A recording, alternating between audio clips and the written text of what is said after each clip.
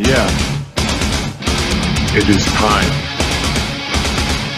You will not survive. Let's fucking do it.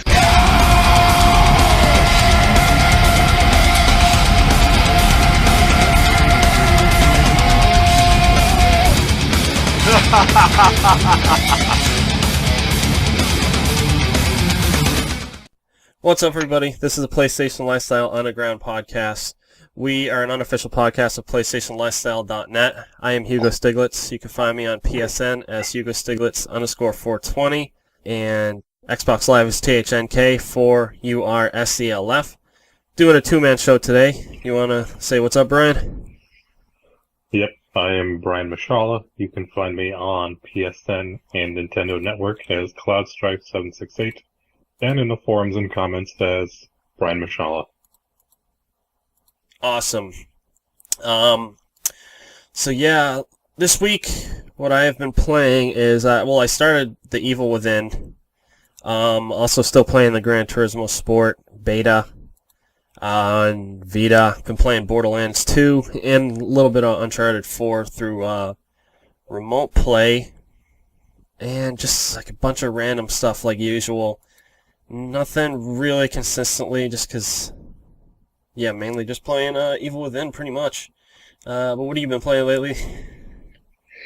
For me, it's been a little bit more of the same. Some Persona 5, some Nier, actually some Kingdom Hearts 1. Pretty much blazed through that game and beat it already in the last week or so.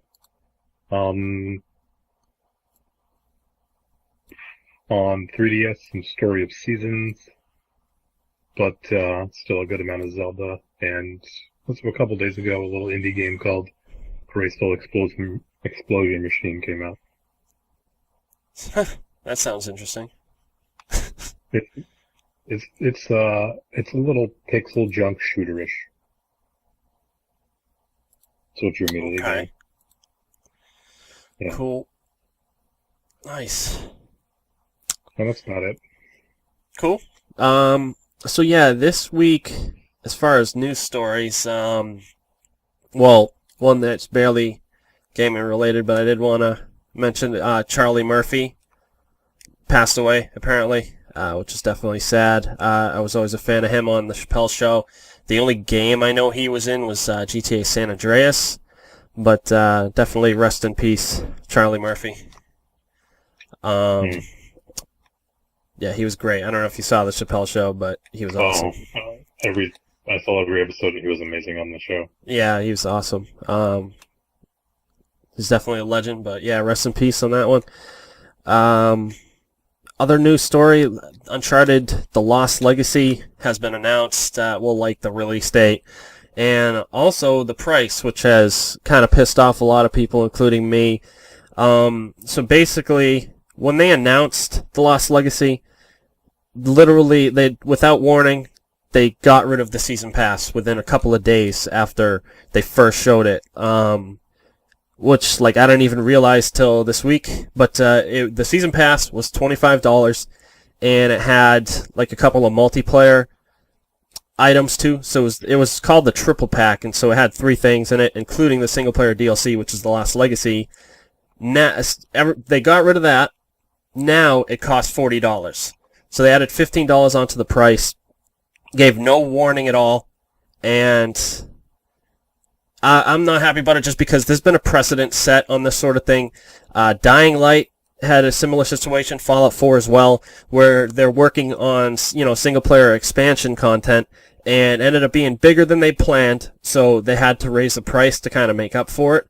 But the thing is both of those games gave months of advance notice. They also gave a warning in the first place, which Naughty Dog did not. And I think it's just kind of BS. Even Sony, when they raised the price of PlayStation Plus, they gave at least a month's notice that they were going to do that. And I just think if you're going to raise the price of something like that already has its own price, you should really give a warning. It's just not cool to just say nothing and then have it go up by that much, especially if it was only up by $5 or even $10 wouldn't be as bad. But I mean, it's almost doubling. It's up by 60%, in price, and I just think it's kind of screwy. Also because, I mean, Naughty Dog gets a pass on so many things because they're Naughty Dog. I mean, their games are absolutely stellar, but this isn't the first thing they've done that's totally anti-consumer. I mean, The Last of Us had pay-to-win guns in it that literally you could only pay money to get, and they were some of the better guns in the game for sure. Also, Uncharted 4 has pay-to-win guns for sure. I mean, I guess you can if you spend a ton of time playing the game through their like little mystery boxes, which are really like the supply boxes in Call of Duty.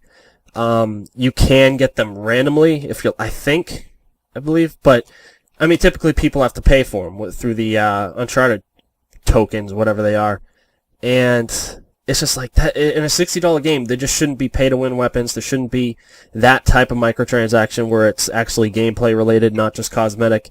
And I just don't like that type of behavior from what I consider the best studio in the business. I think we should hold them to a higher standard. So it's disappointing to see that they're kind of just being shitty to people, and there are some people out there that are just, defending them anyways, even though I think it's clearly wrong what they're doing. Even if the Lost Legacy ends up being totally worth $40, that's not the point, really.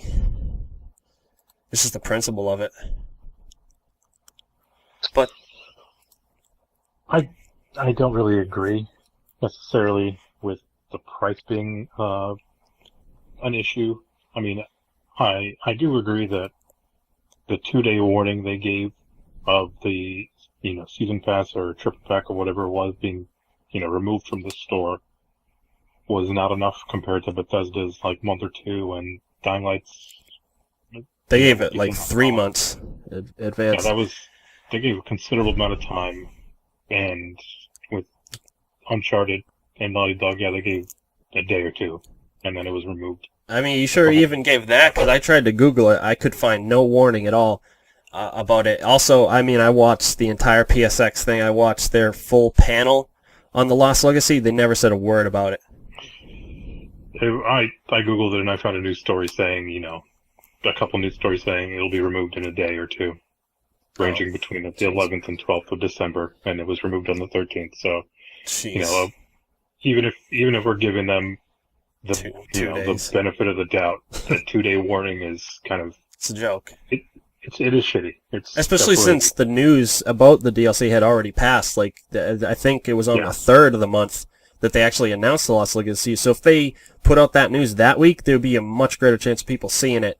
But instead, they wait till a week later till people had, probably just stopped thinking about it, and then they decide to break the bad news. Like, I think it's just screwed up. It's not even the price per se, but it's just the way they handled it was very kind of like, we don't give a shit, fuck you, you'll take what you'll get, and I just don't like that type of messaging from a company. I feel like we should hold them to a higher standard. It's Naughty Dog, I do agree with some of that, at least. It definitely is kind of shitty of them just on such a short notice to remove it, and all of that. That business is kind of crappy. With the multiplayer stuff, I barely ever played Lost of Us multiplayer, and I just played enough of the Uncharted multiplayer to get the couple trophies I needed from that, so can't necessarily speak to any pay-to-win guns, but they are removed from all of that. Looking at the price of Lost Legacy, I don't think it's that big of a deal. I mean, you're looking at it probably, maybe rightfully so, that it's a $25 game or expansion or whatever you want to call it, and they're charging $40 when it's, like you alluded to, it's probably a $40 game that they're charging $40 for, or $30, or however you want to look at it, because if you pre-order it, you get a $10, what I assume is going to be $10 Jack and Daxter PS4 game. Well, that's another funny thing, is the people that did actually buy the season pass aren't getting that, so it's kind of like a slap in the face to them, sort of, but yeah. Well, it's $25 for it at the end of the day. Yeah, no, they're lucky. I mean, it is cool for once, like early adopters actually being rewarded for once in a. I can't think of another time that's ever happened, but it's still just kind of a slap to the face of people like me that actually wanted to see what the content was before I went and bought a season pass. Because although I love Uncharted 4's multiplayer, the multiplayer content they were offering in that season pass wasn't really anything special at all, and so that's why I was kind of waiting. And literally, I mean, pretty much as soon as they announced the thing, the release date was like we assumed it was several months away. So it's like I didn't rush out to go buy it, and then without warning, and I check PlayStation Lifestyle almost pretty much every day for news. I don't think there was a news story on PlayStation Lifestyle about the season pass getting canned. And it's just like, it's just messed up. Like, I just feel like that's the wrong way to handle it. And yeah, I'm just not happy about it. Like, it's really the principle of it. Like, normally I don't let that stuff get in the way. It's like if I want something, I'm just gonna get it. But I feel like this crosses the line a bit. I guess it depends on how you look at it. And you played more Uncharted and Last of Us multiplayer than I did by, Yeah. I assume, a large margin. So, you have a right to be a little more upset and possibly jaded as a result of the pay to win. Again, I can't really speak to that. I don't know.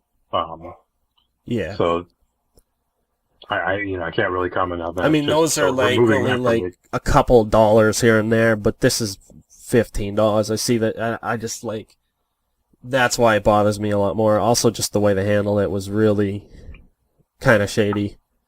But it's just Possibly, like, it's kind of also like the trend of them doing anti-consumer sort of things, which I just don't want to see. It's like, I think they're the best developer in the business, and I just don't want a reason to not like them, because this type of behavior is the type of thing I see from Activision or Rockstar. Like, I just don't think we should be seeing it from Sony first-party studios. Like, they should know better than to be dicks to their customers, basically. Well, that seems to be the trend of where gaming is, especially if it has some kind of multiplayer online component. Well, there's no such thing as... I mean, for some of the bigger publishers, but that's why I don't want to see it from Naughty Dog, because, like, there's also a lot of examples of even big publisher stuff, like Fallout we mentioned, and Dying Light, where they were very consumer-friendly with the way they did it.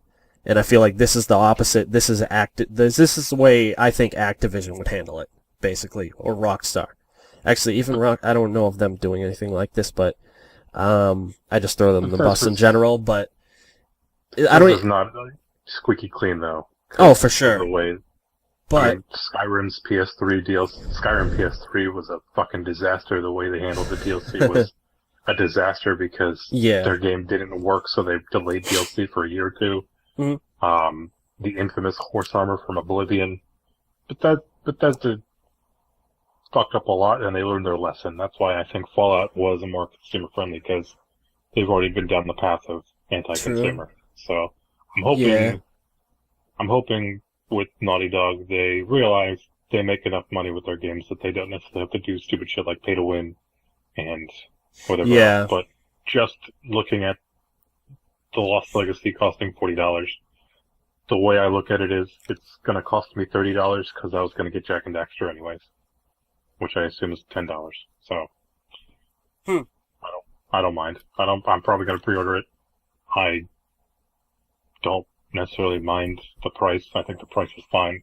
I assume I'm going to get a $40 game out of it plus a $10 Jak and Daxter game. So from that perspective, I think the price is okay. It's high. It took me aback when I first read it, but I kind of figured that when they removed the season pass that it was going to be more than anyone kind of expected it to be.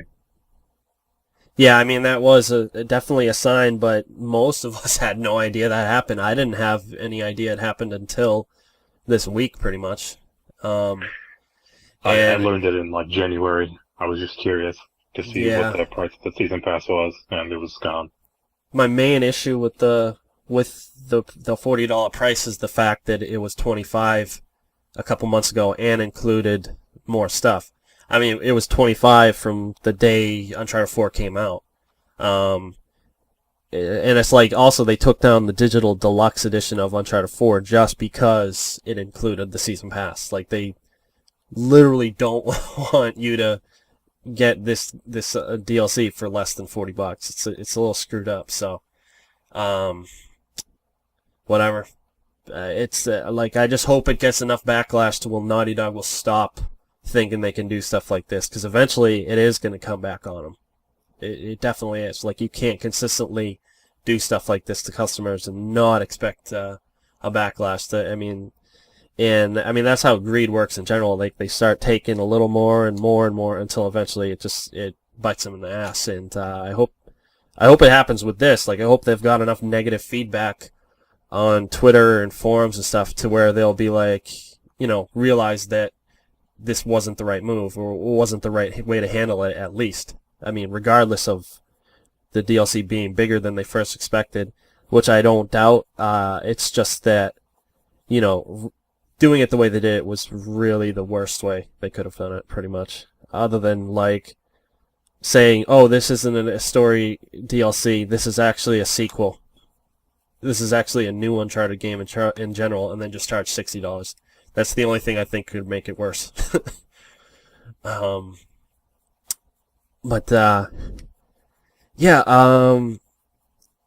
So the other news story, you said Splatoon was coming out, or was something like that?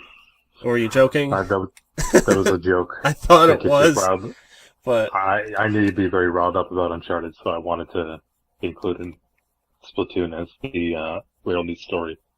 Anyone interested in the Switch, July... Fuck. What was it? Still July 21st? Yeah, I think so. Huh. July 21st, Splatoon 2. Looks pretty fun. Cool. Yeah, I've never played the first one, but that's one of Switch's key games, I gotta think, because it's kind of just a Zelda machine at the moment, pretty much. Well, and Fast Racing Neo does actually look pretty cool, or whatever it's called. Best RMX. Yeah, okay. That's what, they changed the name a little bit. It's got a couple interesting indies. Huh. Some ports. Cool. But, this week, we actually wanted to discuss special editions, collector's editions, and also, all the games that come out and have several editions. Like, a good example would be, Call of Duty Infinite Warfare having the Legacy Edition, the Ultimate Edition, or something like that. I think it was. Fred's online. Just all the editions that come out, and like Ubisoft does it a lot, and like there'll be like a $60, an $80, $100, sometimes $150. Like Forza Horizon has a bunch of different editions, and just wanted to discuss that as a whole. And I think sometimes like it's a little annoying to see because, before you even know what the season pass is, or before you really should know what the season pass is and contains, they're already offering up pre-orders for $100 versions of games, which include the season pass and stuff like that. And I'm just not a fan of seeing that. Like, I think a good example is Forza Horizon 3, which I have been interested in getting. It just hasn't been the right price, and it's like, the $100 version of the game doesn't even include a ton of the content that comes with it. That game, if you bought everything day one, you probably end up spending like $150. And that's just DLC content. And I looked at the content, it really wasn't even that interesting. It's just like extra cars, and the cars in the game on its own are way more interesting than the cars they're offering for sale. It's funny, but it's really far from the only game that does that sort of thing. But I don't know. What do you think? Well, I think there's a big difference between something like, between premium editions of games, like collector's editions and limited editions, and that type of game. Like you were talking about, Call of Duty tends to have a really expensive edition that comes with some crazy tchotchke of some kind, like vision goggles or a drone or some crazy thing like that, and then usually has a cheaper but still expensive around the $100 mark edition that comes with them. Lately it's come with like DLC, some DLC and the map pack / season pass of Call of Duty included in maybe a steelbook and some other stuff like that. That sort of thing is okay. I don't mind that. I don't mind the premium aspect of a collector's edition. I am prone to buying collector's editions for certain games and, special editions that come with steelbooks, for example. I'm a big fan of steelbooks, so I tend to get those. That sort of thing is fine, and we could talk about that in a little bit, but the biggest problem I have with editions these days is, like you were discussing, the fact that there is sometimes, like with Mass Effect, it came out with a standard edition, a digital, or a deluxe edition that cost $10 more and had some digital deluxe items, even in physical form. And then it came with 2 collector's editions, one with a die of the Nomad and one with an RC controlled Nomad. So there's 2 collector's editions, and then you had the standard digital edition and then the digital deluxe edition. So I don't know, what is that, 6 different editions for Mass Effect that just came out? Yeah. It's kind of much. Yeah, I agree. Yeah, that's the kind of edition that I have a problem with. Yeah, I hear you. It's definitely something like just the whole idea of season passes being sold or just sold before games are even released. I just don't like. They really, like, I understand planning and stuff, but it's like I'd rather they just, even if they are planning that sort of thing, I'd rather they not even mention it, just because I feel like it's kind of it's natural to think that they're cutting stuff out of the game in order to, sell it to us later. And I feel like some publishers are way worse about that sort of thing than others. But one cool thing I think about these editions is, like you mentioned, collector's editions, like for the physical versions of these games, for sure. Because some of them come with some cool stuff. And I tend not to buy a lot of them. I mean, unless, like, I'd say a great example of one is the Uncharted 4 special edition, I think, that you could get at retail, which it came with an art book, some stickers, a steelbook version of the game. Like, that to me is, and it was only $20 extra. That to me is like something I can get into and would definitely be willing to buy. And the only other collector's edition, bought that one, actually. Yeah, I'm sure a lot of people did. Because the art book is cool, like the steelbook's cool, but and like the only other one I've bought is actually the Last Guardian collector's edition, which I mean, like, I got the regular edition at first, and then I liked it so much I was like, I gotta get the collector's edition. I mean, and so I sold the regular and got the collector's, and it's like it's really cool and stuff. Like, I love it, and I have to have it because it's like my favorite game. But had it been like a different game that, maybe I'm not, like, I wouldn't see the importance of having it. Like I wouldn't mind spending an extra $20 on most other games, but as far as spending 120 or even 100, like, yeah, it's just not, like, I think it's something that, like, it's got to be a game that you really, really love, I think. Like, I didn't buy the collector's edition of Horizon Zero Dawn, well, frankly, because I didn't expect it to be that as good as it was, but also, I don't really regret that. Like, I'm fine with the standard edition, pretty much, but, I mean, I guess one other side effect of these special editions is, like, sometimes the items that come with them, like, the Last Guardian came with a statue of Trico, which is actually pretty cool. But, like, some editions will come with stuff, and then they'll end up being so rare that you'll end up seeing them sold online for thousands of dollars. Like, I saw the Perba Dagger for the Uncharted 2 Collector's Edition, and it's like $5,000 on eBay. Well, that was a really rare edition, right? I mean, like, a few hundred mid, right? I'm not sure. Like, I assumed it was kind of like the typical collector's edition. I mean, maybe they didn't make as many as usual, but like that's still like pretty damn impressive that it cost that much money on eBay now because it's such a collector's item. And I mean, for a game like that, rightfully so, because it is, in my opinion, like the best game in the series, or easily one of the best games on last generation, if not, I'd say second best or tied for first with Last of Us. But also there was another one I heard about which was even more expensive, but like there was a collector's edition for Dead Space, the first one, and like it's selling for even higher price. I don't even know what the item actually is. Maybe it's a plasma cutter or something. I'm not even sure, but like a friend of mine was telling me that that's worth like 10 grand, and he almost bought one, or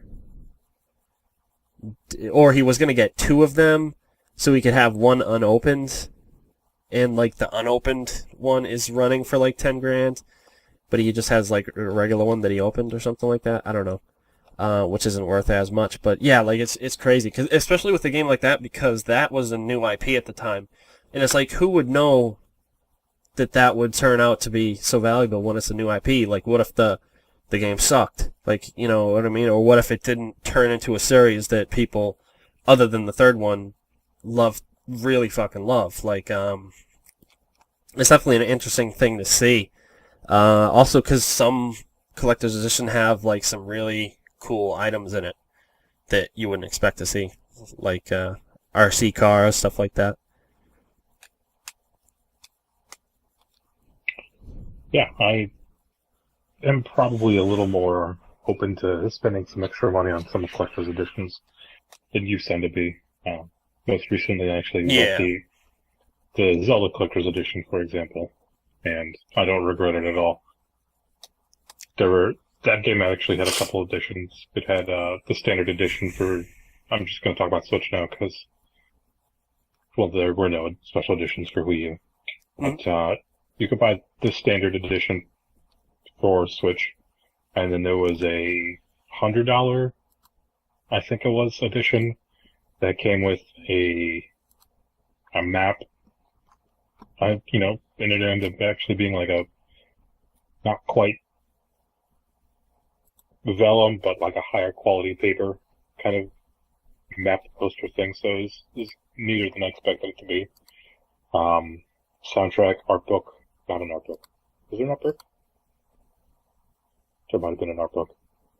Soundtrack though, and most importantly, a carrying case for your Switch that's shaped after the Sheikah Slate in the game, which is actually incredibly useful. I plan on actually using it very shortly when I go see my parents this weekend. So I mean that right there is a useful item in a collector's edition. And then there was a more expensive collector's edition, which is the one I got, that came with a statue of the Master Sword in the pedestal, and I think a coin or something like that, something extra like that. And actually the Master Sword statue is pretty good looking. It's, for some reason, despite my wife constantly telling me she doesn't want video game related shit in the living room, it's been up on a shelf because it actually looks pretty damn decent. And depending on the game, there have been times where I almost got the Final Fantasy 15 Collector's Edition for like $250. I decided not to because I didn't feel like spending an extra $130 on basically a statue of Noctis, which I don't regret. I bought the Pip-Boy edition of Fallout 4 just because. Oh, cool. I figured, why not? And I was kind of hesitant about it for a long time. I had a pretty big phone, and even now I still don't have a phone that'll fit in it, but it looks good on my shelf, actually. So I don't necessarily regret that because it was only like $130. And of course, Amazon takes 20% off all video games, including collector's edition. So my 130 collector's edition for Zelda was only, about $110. So that tends to go a long way. I usually opt for steelbooks as well. I don't know why. I have a great love of steelbooks, and most of the time, if I have the ability to get a steelbook for a game, if it looks good, I'll get it. In an instant. Uncharted 4 is an example. That's a really good looking steelbook. You should see the Last Guardian. This has the most amazing steelbook. It looks so good. I got the Persona 5 collector's edition, which was only $76. Came with like plush and some random stuff and a steelbook, and that steelbook looks amazing. The Beyond Two Souls one is really cool looking too. Yeah, and actually the No Man's Sky is a pretty neat looking steelbook. I think I only got the regular version, I guess. Yeah, I got a bunch of them tucked away somewhere. Grand Theft Autos is pretty cool. The Tomb Raider one was pretty cool. I mean, sometimes they're just given away as editions in specific retailers. I was just wondering that because I'm looking at it. Oh, you mean Rise of the Tomb Raider or Old Tomb Raider on PS3. Oh, not old, but reboot Tomb Raider on PS3. Oh, okay. Because I was actually just curious about that. I was about to go over to my shelf and grab it and see if it is a steelbook, but yeah, steelbooks are cool. Like, the thing that is annoying though is like when they do only certain retailers have a steelbook. Like, that's kind of annoying because it's like, yeah, it's often it's often GameStop, and I just don't buy games there anymore. Like, because usually it's a lot more expensive, or because of Best Buy's Gamer Club. Or Amazon. Amazon's also like another option, 20% off, so it's plus release day delivery, so it's like really, those are the places I'm getting games. Like, even like PSN, like there's sometimes where I would want a digital version of a game because I'm going to play it a ton, but it costs me an extra $10 at least, so it's like, no. And it's annoying that it's like that because really digital games should never cost more than retail, but that's... Yeah, I mean, Best Buy's Gamer Club is pretty much kicking everyone's ass, I guess. Not to mention rewards points, which do add up. Oh yeah, I totally agree, and I hate that retail specific stuff. Yeah. The Tomb Raider steelbook I was talking about was just if you bought Tomb Raider at Target, you got the steelbook. It was, same. It just came with the game, or it was the game. So there was that. I think Mass Effect Andromeda, if you pre-ordered it from Best Buy, Best Buy was the only place to get the steelbook for that game, and that's what I ended up doing. Which I don't mind. I actually like the game, and the steelbook looks pretty cool. Destiny 2, I think, outside of the stupid, crazy, expensive collector's edition, they have a solar-powered panel messenger bag with USB ports for $250. There's a GameStop exclusive, like $100 edition of Destiny 2 with a steelbook and the expansion pass. And I bet you they still don't include all the DLC. I think they will this time. I think they weren't quite sure how. Maybe the first two expansion passes, but I almost guarantee you they'll do more than that. Depends on what they define as expansion pass anymore. Is it another Dark Below or whatever that bullshit was called in House of Wolves, or is it going to be another Taken King and yeah. Like, I figure the expansion pass will buy you like the first couple, maybe even 3, but then when they do big ones like the Taken King, I'd almost guarantee that they're going to charge for that separately. That's just the direction they've gone in, and which is why I would never, even if I liked the first Destiny a lot, I would never even consider buying it on day one.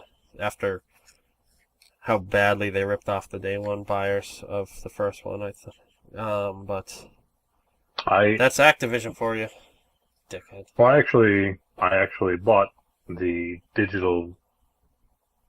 I don't remember what it was called. The digital collector's edition of Destiny 1 that came with, some DLC, and the first 2 expansions are whatever you want to call them. Again, the Dark Below and the House of Wolves. Taken King costs $40. Rise of Iron costs what? $40 maybe. There's another $30 or $40. So I guess it's just because I am an MMO player, and I have been for so long that I'm just used to that sort of thing. Every 2 years, you spend another $40 on an expansion to the game you're playing already. I think it's easier for those kind of players to stomach, because console gamers never had to deal with it. I personally don't think it's a ripoff. I mean, let me rephrase. I do, just because I don't think what the Taken King and Rise of Iron did were ripoffs, but I was a little disappointed in what the Dark Below and the House of Wolves added. House of Wolves was okay, but the Dark Below was not worth the price of admission, I don't think. Yeah. I mean, essentially, for a $100 digital collector's edition, that pack was basically $20. That was not a $20 pack, I don't think. Yeah. But the other 2 expansions were worth their price, I think. So, I am hoping, I'm assuming that they learned their lesson and we'll get another Taken King and Rise of Iron. Because why not release Destiny 3 in 3 years and just do it again? I think that's the route they're going to go with instead of what they did with Destiny 1. Because again, Destiny 1 had a lot of issues, and I mean, even before the game was actually released, there were the stories about how the game basically was rewritten a year before release and redone completely or something like that. Well, yeah, so, originally it was going to include in everything up to the Taken King. And they took it all out and sold it, which is another Well, they had to reason. redo it. They had to rewrite the story and do something else and do something else. I don't exactly remember the story, but... Yeah. I mean, again, as a long-time MMO player, it's not that it makes sense, but it's just sometimes things like that happen, where what you want to do doesn't fit in the narrative that you're currently doing, so you save it for the next, narrative that you're trying to do. Yeah. I don't know. It's be a fascinating discussion some other time about, me being an MMO player and what I can tolerate versus you being a non-MMO player and what you can't tolerate. Well, I've spent a lot more money on iRacing, which is the only MMO I really got into. And so it's not even really that, it's just the fact that the content you're getting is just like the base game itself was a ripoff, really. I mean, I don't know if the Taken King was, even if it wasn't. It's just the problem is the base game was a ripoff, absolutely. And when you already start off on a bad foot, charging another $80 within 1 year of release, it's just that's just not cool. Like, that's charging you more than twice for the same game, and then the game itself was already way short of what it should have been. Like, they said themselves, it even came out that the Taken King and the 2 expansion passes were supposed to be included in the game on day 1. So they took it out and sold it for more than double the price. That's just messed up. But also just the nature of the game itself anyways, where it's not a type of thing where you play each mission once, that's it. No, you keep playing them over and over again. And I just feel like charging that kind of money for something where you're just doing the same shit over and over again, which is already, in my opinion, not good to begin with. Like, that makes it even worse. Like, I just don't understand that. Like, where you're charging people that kind of money for something that they're going to have to repeat over and over again. Like, if you want to repeat something over and over again, like, normally that would mean you're not spending money. Not spending extra money. You're playing it over and over again because there's nothing else. But in this case, it's literally a part of the game itself. And I just don't get that. Like, to me, that's highway robbery in the worst form as far as gaming goes. Like it's crazy to me, and this like it's the most regretful purchase I've ever made is buying Destiny on day one. Yeah, because the base game was just so lacking in so many ways, story-wise, but also content. I mean, unless you replayed those strikes, so a lot of times you weren't even going to be able to play the final raid. Like, it's insane, because that was the main attraction of the entire game, and they're literally expecting you to play strikes and missions over and over again, like several times, and you're also depending on the luck of their gear system where they, it was very bad at the beginning. I think they patched it to make it a little more generous, but at first it was horrible. Like, you had to grind the shit out of that game in order just to play the raid. And then if the raid, you had to find 6 people to do it with you because you couldn't do matchmaking. Also, it was so difficult not even that it was so difficult, but it's just like people had to know what they had to do. And so it's like you wouldn't even complete it unless like you found 6, another 5 people that knew what they were doing. And to me, that's just, I don't know, it's so screwed up. I mean, I guess the multiplayer is a thing. Like, I didn't think it was bad, although, well, except for after a certain amount of time, I did start to find out that it was incredibly imbalanced, because some of the higher level players with like more light, level 28 or whatever, like when they got that shield, the shield that would generate after sprinting, that ruined the entire game for me. Because I didn't have it, they did, and that just completely threw any balance that it had out the window. Because at first I was doing very well, having a lot of fun with it, and I mean that does add quite a bit of value to the package, but once that hit, everyone else started getting those, done. Like, it was just unplayable at that point. And yeah, I don't know, it's just disappointing that they would go from making a brilliant series with an amazing single player component.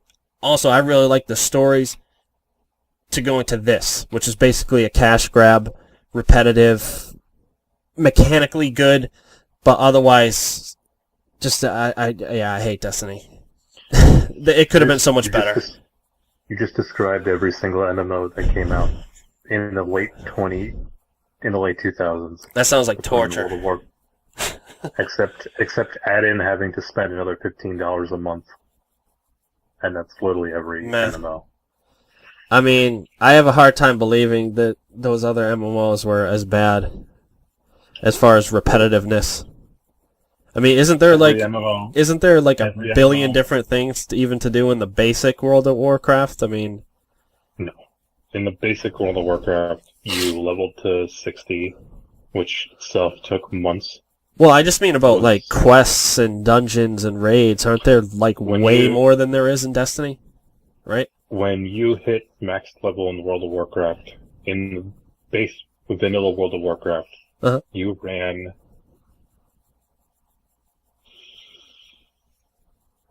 I can't remember how many the game started out with. I think it was about 5 dungeons over and over again, assuming that you would get the gear you needed to move on to the raid, which required 40 people all cooperating together. Jeez.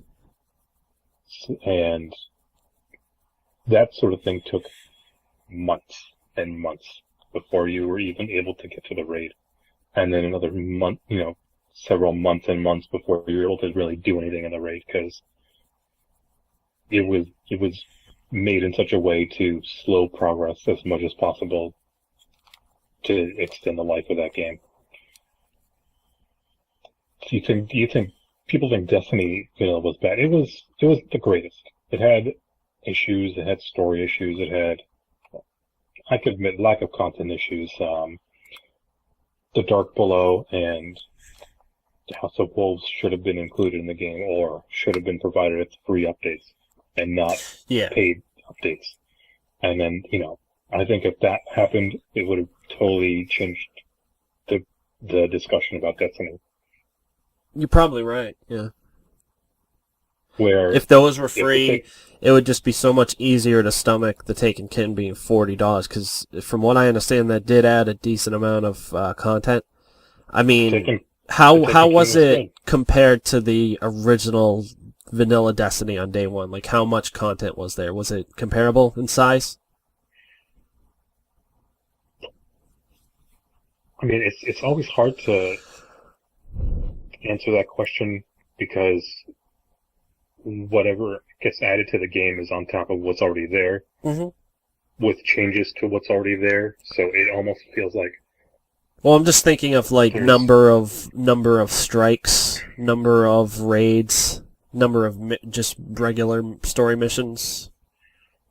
I think the Taken King added 2 or 3 strikes or dungeons, 1 major raid, a hard mode of that raid, Mm-hmm. but there was a lot more like public overworld stuff with like the summoning circle and some other changes to the other game because they added a couple strikes other places as well. I'm just thinking of the new planet / ship they added with the Dreadnought. For $40, I think it was good. The story, they definitely had a story to tell, and it was a good story. Mostly because they focused on Nathan Fillion. Huh. Same thing with Rise of Iron. They, from the outside looking in, it may not seem like they added a lot of content, but they added quite a bit. And they got rid of Dinklebot. Which I never minded. Me neither, but yeah. So That was a I free will be- update, though. Well, I will be discussing Destiny 2 come September, October, I'm sure. Because I like Destiny. It was what I'm used to as someone who played MMOs for the better part of the last 14, 13 years. Yeah. In fact, I enjoyed the fact that I didn't have to pay $15 a month for that, which is what I'm used to. So, Now, does Final Fantasy XIV cost money for a subscription? yes, it's got Really? 2 subscription options. One of them is $13 a month for 1 character on each server, which is really all you need because you can change classes and jobs to your heart's content with with 1 character. But you can pay $15 a month and be able to play it and make as many characters as you want. Even the console version charges? Like, even if you get Yeah. the retail version? Wow, Yeah. that's crazy. It is one of the last remaining MMOs that actually does that. Is World of Warcraft. Elder Scrolls Online like that, too? It used to be when it launched on PC, but it Yeah. just was not successful, so they made it free to play, and then released the free to play on Well, console. Not free to play. I mean, you gotta spend, like, it was like a $60 game on day one at retail. But That's no what I mean. subscription. Pay once. Yeah, okay. Pay to win, Damn. or not pay to win. Just pay once type of game. Yeah. And even in World of Warcraft today, you're able to buy game time with in-game currency. So Final Fantasy XIV is actually one of the last pure standouts of the old monetized system of paying for an MMO. Yeah. Wow. That surprises me because I didn't think I knew it was like that on PC. I really didn't think it would be like that on console. It's cross-play, so yeah. You play with PC players. Well, I just thought that they would make the PC players pay for it because they're kind of used to that sort of thing. And plus, I mean, I don't know if they have to pay for the game at the start. Yep. You gotta pay. Jeez. I think it's usually on sale. Oh, it's not usually, but when it is on sale, it's like $20 for Yeah. the base game expansion, and you get 30 free days to go with it.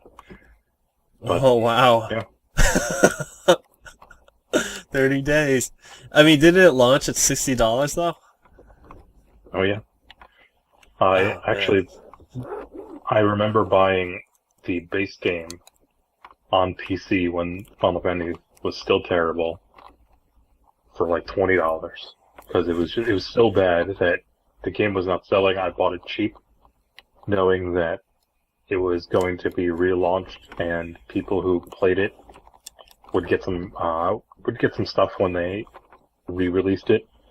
So by buying it for $20 on PC, I ended up getting it for free. When it relaunched as The Realm Reborn, it was actually good.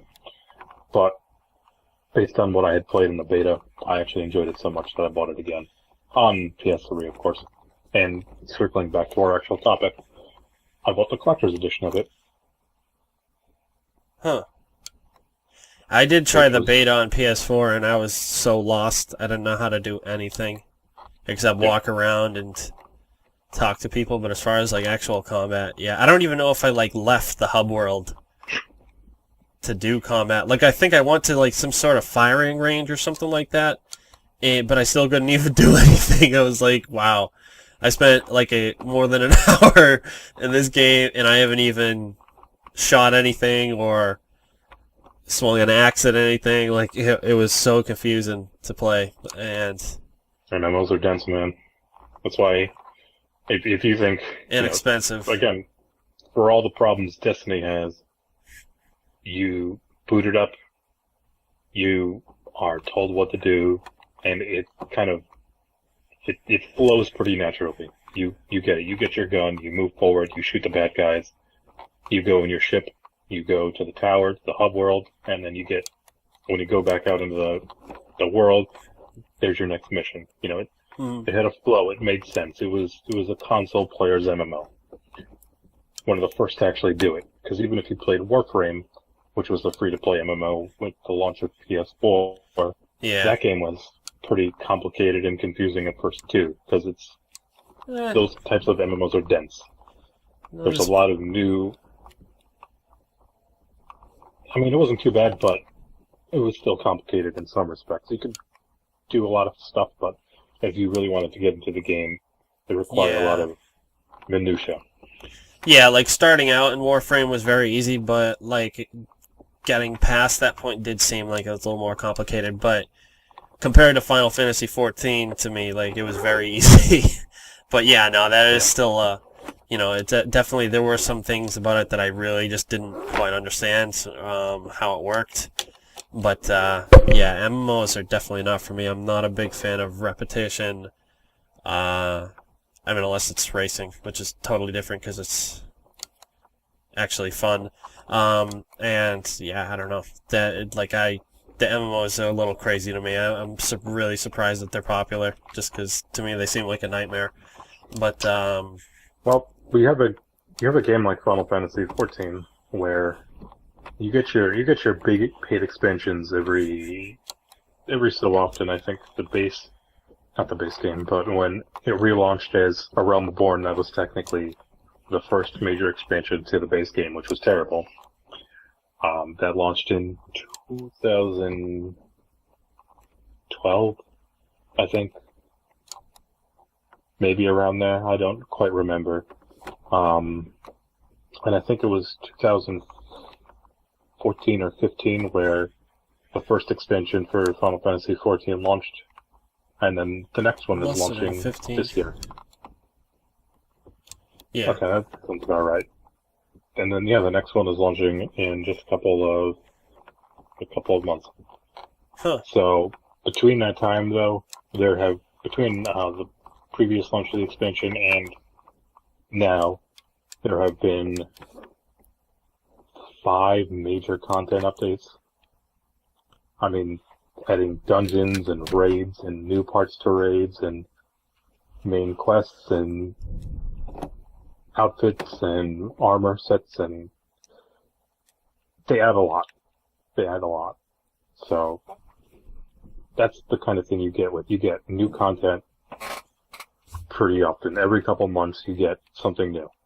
And of course, seasonal holidays. I mean, in Destiny you had like Valentine's and Halloween and stuff like that. In Final Fantasy XIV, there's like a new holiday every month. You get a very steady stream of content. That's what you pay for. You get what you pay for. At least I think you get what you pay for. I mean, but again, I'm a little more used to that sort of gameplay or gaming than most people. on you, for example. I've been doing it since Yeah. 2004. I can't tell you how many thousands of dollars I spent on World of Warcraft. $15 a month on and off for the better part of 10 years. Damn. Plus $40 to $60 every expansion, and there's 5 of them. I guess it's not too bad. I mean, compared to what Destiny did in a year. I mean, there's no subscription though, so I guess that is a thing. But yeah, I don't know. It seems crazy to me, but I just avoid the MMOs. Even GTA Online was too much of an MMO for me, just because of the incredibly grindy nature of it. Like, if I'm gonna play something, I want a reward. I mean, like, I understood it in iRacing, which is a racing MMO, where it's like you're doing the same thing, but the reward is what you're doing. It's a very much an immediate reward. Like the actual racing is what the reward is. While with GTA, it really felt like the reward was a fucking loading screen and a waiting lobby, which really most of your time, if you're doing missions, was spent in a waiting in a in a lobby. And yeah, that pretty much also, like, just the incredibly slow trickle of cash that you would earn from doing these missions, plus that they would, anytime people would find like a way to earn cash fast, they would patch it so that you couldn't do it anymore. And I'm not even talking about glitches. I'm talking about just like missions that would pay out a decent amount of money in a short period of time. They would change those missions so that they didn't give enough money out, basically, or they gave a lot less money. And it's just like they did everything they can to make people pay for the microtransactions of, on top of a $60 game. And like the people who didn't try to use money glitches and stuff were just like years behind the other players. Like, you'd have nothing. And also, I mean, it just, like, I don't know, it just was never that fun to me. Like, the missions weren't that great. I mean, they weren't worth the waiting time, which was the loading times in that game are so bad. Like, if they just worked that out, it would be a lot more fun. But also just like the general open world. I mean, like, yeah, you can go rob stores, which can be fun. Get chased by the cops. You can kill and troll other players. But that's really it. I mean, there's really not a whole lot of interesting stuff on GTA Online. Yet they've completely focused on that. Completely ignored the DLC single player that they promised. And now they're going on to Red Dead Redemption 2, which I am sure will have similar online problems. It'll have this probably another online MMO setup, and they'll probably I didn't really think that it took away from the story mode at all, but a lot of people do say that. Like, to me, I thought GTA 5 was the best GTA single player wise. Also, it was one of I think it's the longest to play. I mean, maybe San Andreas might be a little longer, but not by much. So I didn't feel like it took away, but I have a feeling that it will on Red Dead.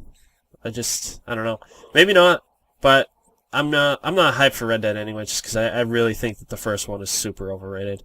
But we'll see what happens with that. But yeah, like, even that is just too, like, the MMO-ness of GTA Online, which is really barely an MMO, even that is too much, in my opinion. Like, they took it a little too far. I just really hate the grindy nature of them, but, I mean, that's really not our topic. Back to our topic, I mean, who cares if we go off topic, but, collector's editions, I'd really rather see more, like, collectible stuff, or, like, just cool stuff for the fans, like, like you were mentioning before with some of the steel books and like statues, stuff like that. And less like just ultimate editions, which just contain the season pass and stuff like that. Like, or even worse, the Forza Horizon 3 Ultimate Edition, which only contains about half of the season pass. Well, there is no season pass really. It's just like you get half of the DLC that they're going to release. Actually, really not even. And it's an extra $40. I'd really rather see less of that, but more like statues and like just cool physical collector's edition type stuff. In the future, there's really not. I'm probably not going to buy very many, unless it's the $80 versions. That's another thing I'd like to see more of, the $80 collector's edition type stuff. But if they do another Metro game, Metro 2035, or I don't know what they're going to call it, I would definitely consider getting a collector's edition of that. Partly just because I want to support them. Like, I've bought Metro 2033 and Last Light several times on several different consoles. Like, just because I really love the games, and, you know, if I can support them with a little bit of money, why not? Like, so I probably would get a collector's edition of that, or maybe Gran Turismo, but who knows. Typically, the collector's editions kind of isn't for me, though. Just, like, the amount of extra money just for, like, a really cool collectible thing, unless it's a game I really, really, really love, it's probably not. I'm probably not going to do it, because I'll probably end up regretting it. But Yeah, with me, it depends on the game, it depends on the series, it depends on a lot of things. yeah. Zelda, there was no question in my mind that I was going to spend as much money as possible on that game if I was able to get it. And it turned out that collector's edition ended up being great. Between the statue and the carrying case with the Switch, I mean, totally worth it. Huh. That's cool. With the Persona 5 collector's edition, actually came also with like a little plush of the mascot, the cat, and a school bag, like a little messenger bag, which at first kind of seemed dumb, but I actually plan on using it this weekend when I travel, putting all my video game related things in there. So, you know, off the bat, paid an extra couple, $15, $16. It ended up being $76 after the Amazon 20% off. Plus the steelbook, plus a really nice box that I'm going to put on my shelf. Like an actual nice looking detailed box that all the stuff came in. Which, I like collecting stuff like that. I like putting it on my shelf. I like showing off my nerdness. That sort of stuff is great. I don't like the gray market associated with some of those things. We can get into that some other time. On like the Zelda Collector's Edition selling for about the same amount of money as a Switch. When that was starting to come out, especially a couple weeks before release, when Amazon started canceling a bunch of them for no real reason. That drove the gray market, unfortunately, a little bit, and stuff like that is unfortunate. I've also been the victim of that sort of thing with the Ni no Kuni Collector's Edition, and how my order got canceled for no reason the day that it released, which really fucking pissed me off. But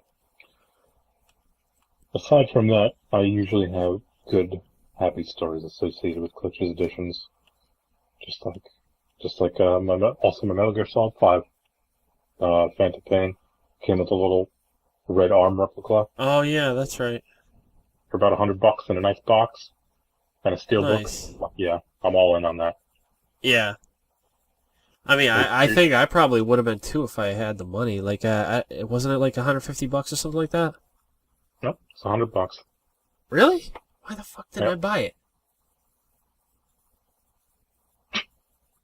I would have bought that. But, yeah. Because, I mean, yeah, like, I was ultra hyped for that game, and I loved it. Yeah, I should, yeah, oh well. I always thought that well, it was only in Japan, but the Metal Gear Solid 5 console, PS4, looked really sick, too. That's a beautiful looking console, yeah. Yeah. Yeah, no, it's a cool one. I mean, you can actually buy decals to make your PS4 look like one of them. Oh, that's too much work.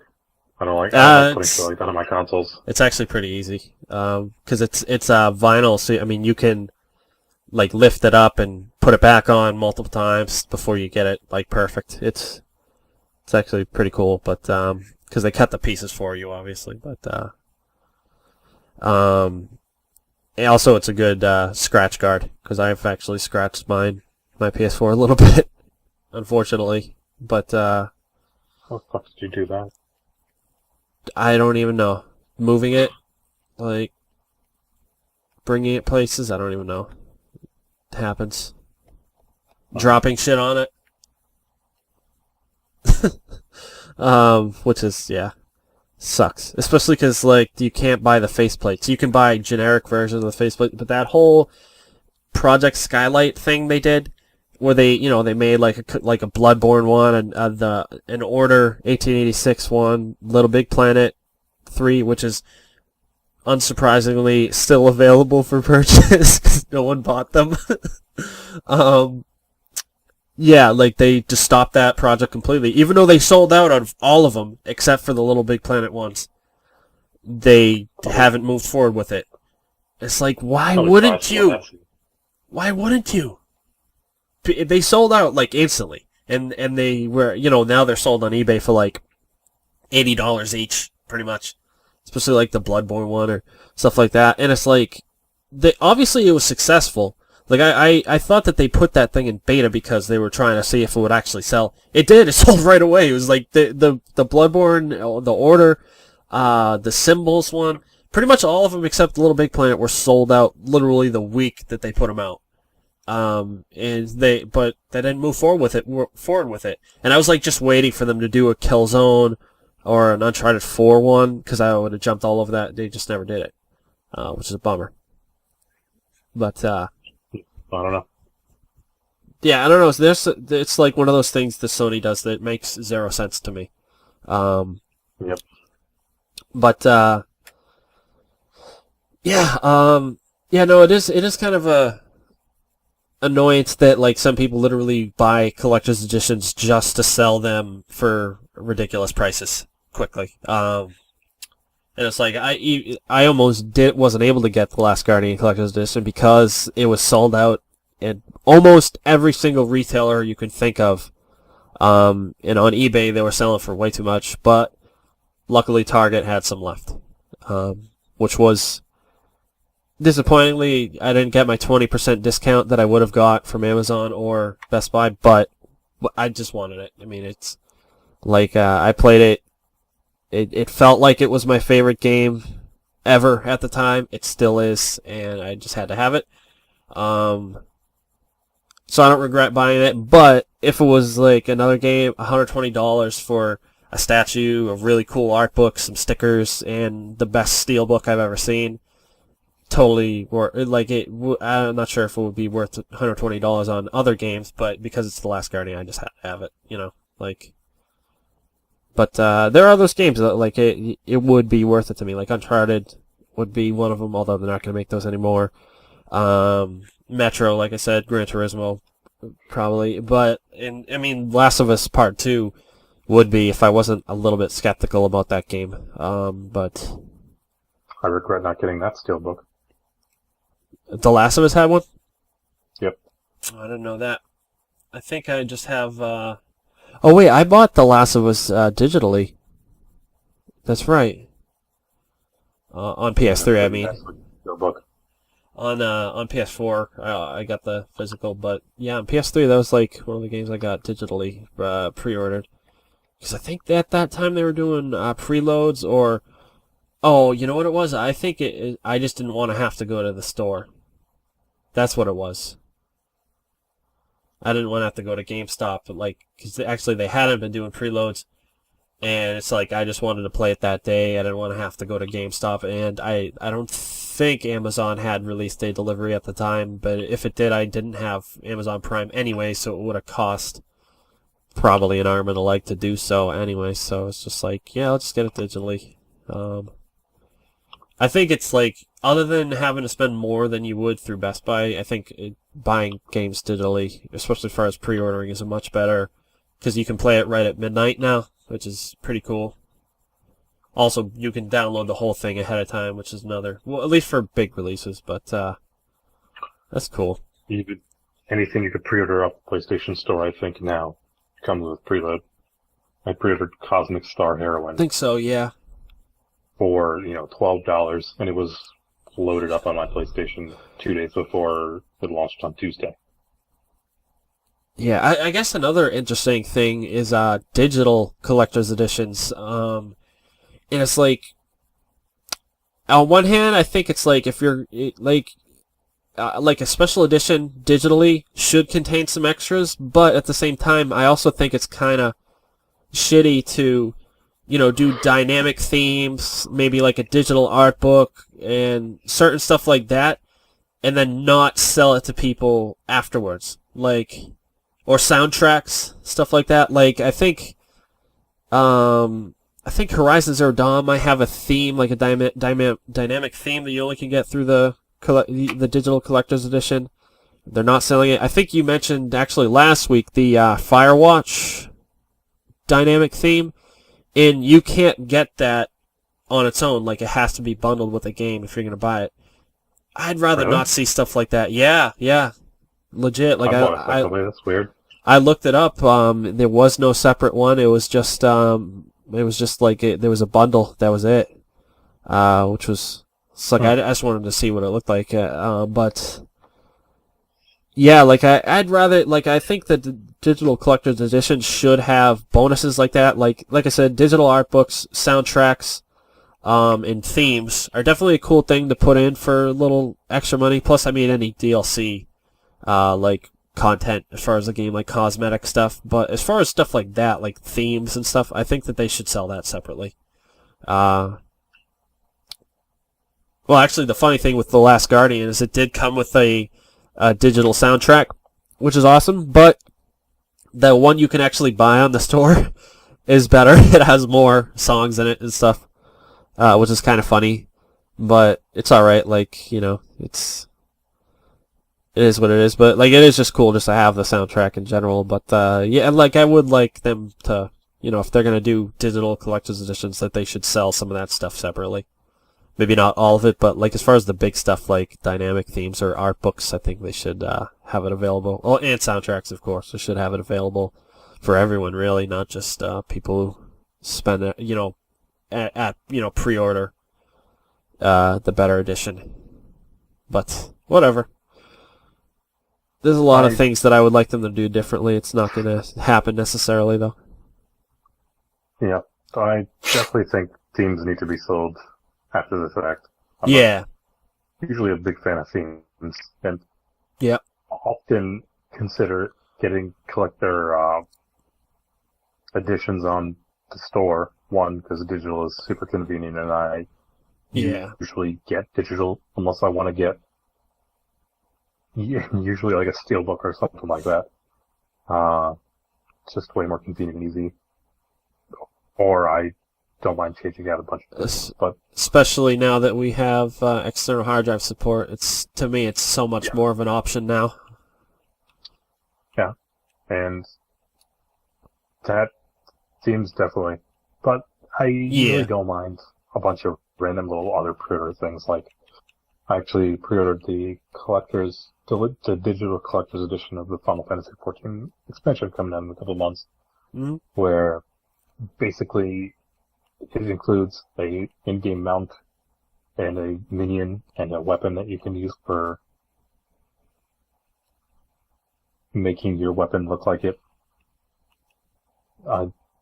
It's a system called, like, in most games, transmogrification or clamoring, or making your item look like something else. And mounts, usually sold separately, are like $15 to $20. Minions, pets, whatever you want to call them, another $5 to $10. So, spending an extra $20 for some other in-game items, not too bad. And then you pre-order it and you get a theme and some other random little items. Totally worth it. I love what Final Fantasy XIV has done. I've subscribed quite a bit since it launched. I absolutely adore the game. I think it's one of the better stories in a game period this generation, amazingly enough, even though it's an MMO. So, all in. I have no problem giving them $60. If I had more money, I would have given them $100, whatever it costs to get the physical edition, but I don't. I don't need to spend $100 or $200 on a statue, basically. Yeah. even though it's an awesome looking. I guess another issue for me with collector's editions is that I don't even know where to put the statues. Like I have my Trico sitting on my guitar amp. Just chilling.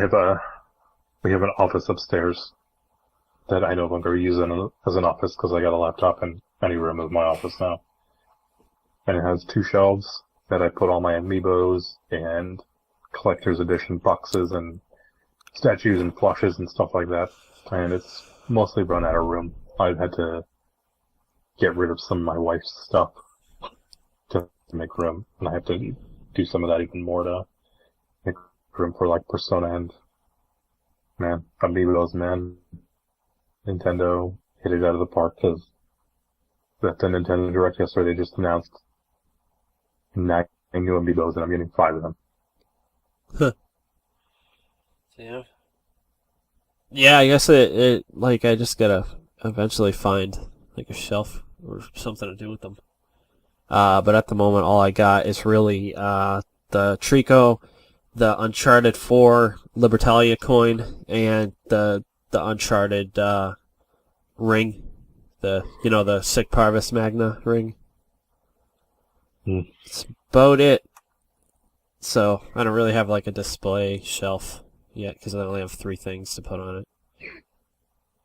But yeah, hopefully they'll do more, moderately priced collected editions instead of like $150. They'll do like $100 or I like the $80 ones. Those are usually worth it if it's like a good game and stuff. But yeah, I don't know. Do you want to wrap it up? Sure, yeah. Cool. Well, thanks for listening, everybody. We'll talk to you next time. Don't buy digital deluxe editions.